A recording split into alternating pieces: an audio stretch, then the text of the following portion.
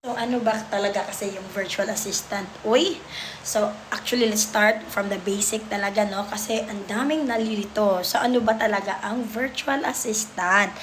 Simple lang actually. Ang virtual assistant is someone who helps business owners or professionals by handling tasks for them para hindi sila ma-overwhelm at baka focus sila sa mga money-making stuff. So, basically, ikaw yung right hand nila, ikaw yung nag-aayos ng mga bagay behind the scenes. Now, here's the part na gusto ko talaga sa pagiging VA. Ako, walang iisang course, walang iisang degree na required para makapasok dito because honestly, I'm an undergrad. So, that's the beauty of it eh.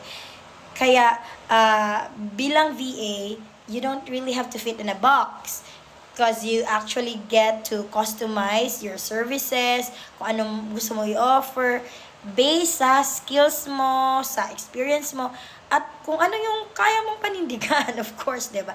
So, pwedeng admin tasks, emails, like calendar or data entry, pwede research, pwede travel planning, pwede basic finance support, pwede social media management, pwede DMs, community, systems, grabe, ang dami.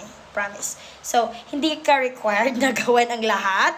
And I tell you, wag mong gawin din because you can choose what makes sense for you.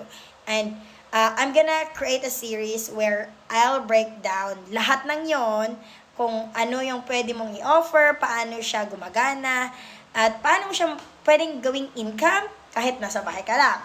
And so if you've ever thought, pwede kaya ako dito, may place ba ako sa online work, mag-online job, stay with me because this is just the beginning.